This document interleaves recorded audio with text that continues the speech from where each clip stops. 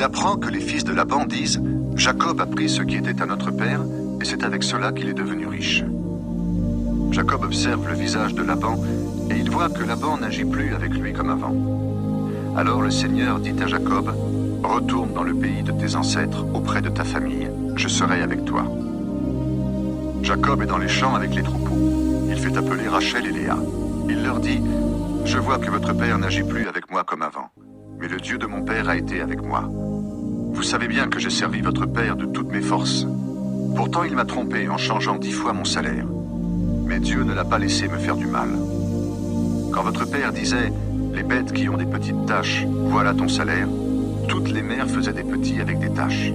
Quand il disait « Les bêtes qui ont des raies, voilà ton salaire », toutes les mères faisaient des petits avec des raies. Dieu a enlevé son troupeau à votre père et il me l'a donné. Au moment où les bêtes s'accouplent, j'ai vu ceci dans un rêve. Les béliers qui s'accouplaient avec les brebis, les boucs qui s'accouplaient avec les chèvres avaient des raies, des petites taches ou un peu de blanc. Dans un rêve, l'ange de Dieu m'a dit « Jacob ». J'ai répondu « Oui, j'écoute ». Il a continué en disant « Regarde, tous les béliers qui s'accouplent avec les brebis, tous les boucs qui s'accouplent avec les chèvres, tous ont des raies, des petites taches ou un peu de blanc. Cela se passe de cette façon parce que j'ai vu ce que Laban t'a fait. Je suis le Dieu qui s'est montré à toi à Béthel. Là-bas, tu as dressé une pierre, tu as versé de l'huile sur elle et tu m'as fait un vœu. Maintenant, mets-toi en route, quitte ce pays et retourne dans le pays de ta famille. Rachel et Léa répondent à Jacob « Nous n'avons plus de part d'héritage dans la maison de notre père. Il nous a regardés comme des étrangères. En effet, il nous a vendus et il a même dépensé l'argent que nous devions recevoir. Donc, tous les biens que Dieu a enlevés à notre père sont à nous et à nos enfants. Fais donc tout ce que Dieu t'a dit. » Jacob se prépare à partir. Il fait monter ses enfants et ses femmes sur des chameaux. Il emmène tous ses troupeaux et tous les biens qu'il a acquis en Haute-Mésopotamie, et il revient chez son père Isaac en Canaan. Laban est allé couper la laine de ses moutons. Pendant ce temps, Rachel vole les petites statues de son père. Jacob trompe Laban l'araméen en partant sans le prévenir. Il s'enfuit avec tout ce qui est à lui. Il traverse le fleuve Euphrate, puis il se dirige vers les montagnes de Galaad. Laban poursuit Jacob. Le 3e jour, quelqu'un dit à Laban que Jacob a fui. Laban emmène des gens de sa famille avec lui. Il poursuit Jacob pendant 7 jours et le rattrape dans les montagnes de Galaad. Mais pendant la nuit, Dieu se montre à Laban l'araméen dans un rêve et il lui dit « Surtout ne dis rien à Jacob, ni en bien, ni en mal. » Laban rejoint Jacob qui a dressé sa tente dans les montagnes de Galaad. Laban et les gens de sa famille font la même chose. Laban demande à Jacob « Qu'est-ce que tu as fait? Tu m'as trompé en emmenant mes filles comme des prisonnières de guerre. Tu es parti en cachette. Tu m'as trompé et tu ne m'as pas prévenu. Pourquoi donc? Je t'aurais laissé partir dans la joie avec des chants accompagnés du tambourin et de la cithare. Tu ne m'as pas laissé embrasser mes filles et mes petits-enfants. Vraiment, tu as agi comme un fou. J'ai les moyens de vous faire du mal. Mais le Dieu de tes ancêtres m'a dit la nuit dernière, surtout ne dis rien à Jacob, ni en bien ni en mal. Bon, maintenant tu es parti parce que tu étais pressé de rentrer chez ton père. Mais pourquoi est-ce que tu m'as volé mes dieux? Jacob répond à Laban, parce que j'ai eu peur et je me suis dit, il va m'enlever ses filles. Mais si tu trouves tes dieux chez quelqu'un, cette personne mourra. Devant nos parents, regarde tout ce qui est chez moi et prends ce qui est à toi. Jacob ne sait pas que Rachel a pris les petites statues de Laban. Laban entre dans la tente de Jacob, dans celle de Léa, puis dans celle des 2 servantes. Il ne trouve rien. En sortant de la tente de Léa, il entre dans celle de Rachel. Or, c'est Rachel qui a pris les petites statues. Elle les a mises dans une selle de chameau et elle s'est assise dessus. Laban cherche dans toute la tente et il ne trouve rien. Rachel dit à son père, « Mon père, pardonne-moi, je ne peux pas me lever devant toi. J'ai ce qui arrive aux femmes. » Laban cherche, mais il ne trouve pas ces petites statues. Jacob se met en colère et il fait des reproches à Laban. « Qu'est-ce que j'ai fait de mal? Quel crime est-ce que j'ai commis pour que tu continues à me poursuivre de cette façon? Tu as cherché dans toutes mes affaires. Est-ce que tu as trouvé un seul objet de chez toi? Montre-le à tous mes parents et aux tiens, qu'ils jugent entre nous deux. Cela fait 20 ans que je suis avec toi. Jamais tes brebis ni tes chèvres n'ont avorté. Je n'ai jamais mangé mangé les béliers de ton troupeau. Je n'ai jamais rapporté un animal tué par les bêtes sauvages. Je payais moi-même pour lui. Les animaux volés pendant le jour ou pendant la nuit, tu me les réclamais. Le jour, j'ai souffert de la chaleur. La nuit, j'ai souffert du froid et je ne pouvais pas dormir. Cela fait 20 ans que je suis chez toi. Je t'ai servi 14 ans pour avoir tes 2 filles et 6 ans pour posséder un troupeau. Mais toi, tu as changé 10 fois mon salaire. Si le Dieu de mon grand-père Abraham, le Dieu qui faisait trembler mon père Isaac, ne m'avait pas aidé, tu m'aurais laissé partir les mains vides. Mais Dieu a vu mon malheur et le dur travail que j'ai fait. La nuit dernière, il a décidé à mon avantage. Laban répond à Jacob: ces filles sont mes filles, leurs enfants sont mes enfants, ces animaux sont mes animaux, et tout ce que tu vois est à moi.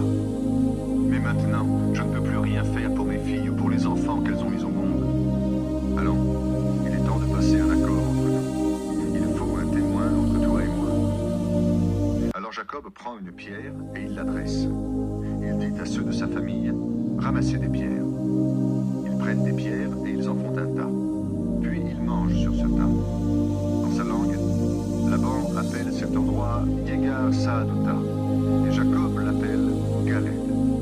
Laban dit: aujourd'hui, ce tas est un témoin entre toi et moi. C'est pourquoi on l'appelle Galed, c'est-à-dire tas du témoin. On l'appelle aussi Mispa, c'est-à-dire poste de surveillance.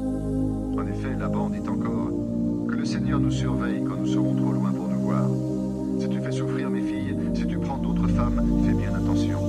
Ce n'est pas un homme qui est témoin entre nous, c'est Dieu lui-même. Laban dit encore à Jacob: regarde ce tas de pierres que j'ai placé entre nous. Regarde cette pierre dressée. Ce tas et cette pierre sont pour nous des témoins.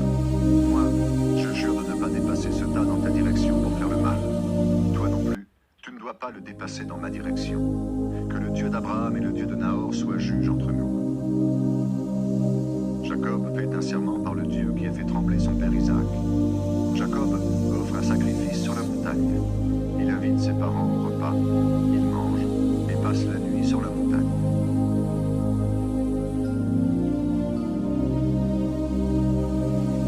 Laban se lève tôt le matin. Il embrasse ses filles et ses petits-enfants. Il les bénit et retourne chez lui. Jacob se prépare à rencontrer son frère Ésaü. Jacob continue sa route, et des anges de Dieu viennent à sa rencontre. Quand il les voit, il dit: c'est un camp de Dieu, et il appelle cet endroit Mahanaïm. Jacob envoie devant lui des messagers à son frère Ésaü. Celui-ci est au pays de Séir, dans la campagne d'Édom. Il donne cet ordre aux messagers: voici ce que vous direz à Ésaü. Ton serviteur Jacob te fait dire ceci: j'ai vécu chez Laban, et j'y suis resté jusqu'à maintenant. Je possède des bœufs et des ânes, des moutons et des chèvres, des serviteurs et des servantes. J'ai voulu te donner ces nouvelles, mon maître, pour que tu te montres bon envers moi. Les messagers reviennent auprès de Jacob. Ils disent: nous sommes allés voir ton frère Ésaü. Lui aussi vient à ta rencontre avec 400 hommes. Alors, Jacob est rempli d'une peur terrible. Il divise en 2 groupes les gens qui sont avec lui, les moutons et les chèvres, les bœufs et les chameaux. Il se dit: si Ésaü arrive près d'un groupe et s'il l'attaque, l'autre groupe pourra se sauver. Ensuite, Jacob se met à prier. Dieu de mon grand-père Abraham, Dieu de mon père Isaac, toi, le Seigneur, tu m'as dit: retourne dans ton pays auprès de ta famille, et je te ferai du bien. Tu m'as si souvent montré ton amour et ta fidélité, à moi, ton serviteur. Je ne le mérite pas. En effet, quand j'ai passé le fleuve Jourdain, j'avais seulement mon bâton. Maintenant, je reviens avec ces 2 groupes. Je t'en prie, sauve-moi de mon frère Ésaü. J'ai peur de lui, j'ai peur qu'il vienne me tuer, moi, mes femmes et mes enfants. Toi, tu m'as dit: je veux te faire du bien. Tes enfants et les enfants de leurs enfants seront aussi nombreux que les grains de sable de la mer. Ils seront si nombreux qu'on ne pourra pas les compter. Cette nuit-là, Jacob reste à cet endroit. Dans ses troupeaux, il choisit un cadeau pour son frère Ésaü. 200 chèvres, 20 boucs, 200 brebis et 20 béliers, 30 chamelles qui allaitent leurs petits, 40 vaches, 10 taureaux, 20 ânesses et 10 ânes. Il confie chaque troupeau séparément à ses serviteurs. Il leur dit: passez devant moi et laissez un espace entre chaque troupeau. Puis il donne cet ordre au premier serviteur: quand mon frère Ésaü te rencontrera, il va te demander: à qui es-tu? Où vas-tu? À qui est ce troupeau qui marche devant toi? Cela appartient à ton serviteur Jacob. C'est un cadeau qu'il t'envoie, à toi, mon maître Ésaü. Et lui-même arrive derrière nous. Jacob donne le même ordre au deuxième serviteur, ensuite au troisième, puis à tous ceux qui marchent derrière les troupeaux. Et quand vous rencontrerez Ésaü, vous lui parlerez de cette façon.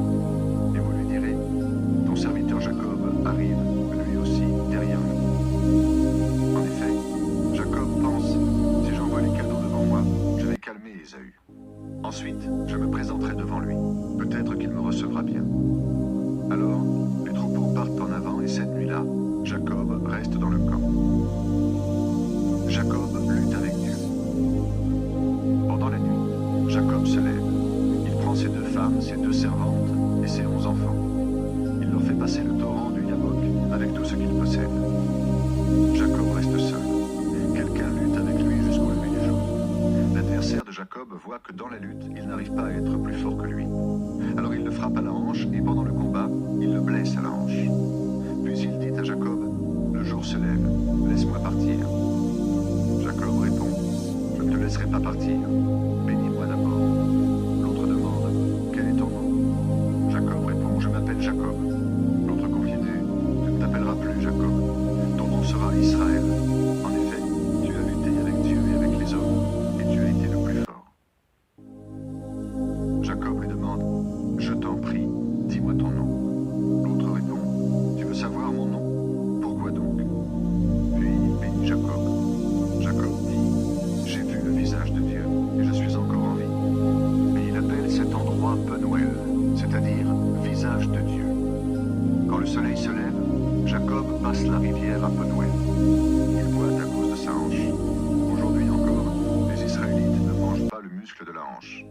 En effet, Jacob a été blessé à ce muscle.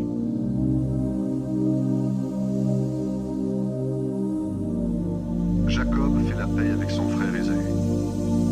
Jacob voit son frère Ésaü qui arrive avec 400 hommes. Il répartit les enfants entre Léa, Rachel et les 2 servantes, Bila et Zilpa. Il met en tête les servantes et leurs enfants, puis, derrière eux, Léa et ses enfants, et enfin, Rachel et Joseph. Puis Jacob avance devant les femmes et les enfants. Il s'incline 7 fois jusqu'à terre avant d'arriver auprès de son frère. Mais Ésaü court à sa rencontre. Il le serre dans ses bras et il l'embrasse. Tous les 2 se mettent à pleurer. Quand Ésaü voit les femmes et les enfants, il demande « Qui sont ces gens avec toi ?» Jacob répond « Ce sont les enfants que Dieu m'a donnés. » Bila et Zilpa s'approchent avec leurs enfants. Puis ils s'inclinent devant Ésaü. Léa s'approche aussi avec ses enfants.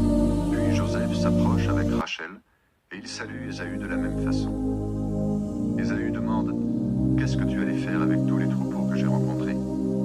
Jacob répond « Mon maître, je voulais que tu te montres bon envers moi. » Ésaü continue « Mon frère, j'ai assez de biens, garde ce qui est à toi. » Jacob dit « Non, je t'en prie, si tu ne m'en veux plus, accepte ce cadeau que je te fais. Ton visage a été pour moi comme le visage de Dieu. En effet, tu as été bon pour moi. Accepte donc le cadeau que je t'ai envoyé. C'est Dieu qui me l'a donné, et j'ai tout ce qu'il me faut. » Jacob insiste, et Ésaü finit par accepter. Il dit, levons le camp, partons, je vais t'accompagner. Jacob lui répond, mon maître, tu le sais, les enfants sont fragiles, et il faut faire attention aux brebis et aux vaches qui allaitent leurs petits. Si on les oblige à marcher vite, même un seul jour, toutes ces bêtes vont mourir. S'il te plaît, Ésaü, passe devant.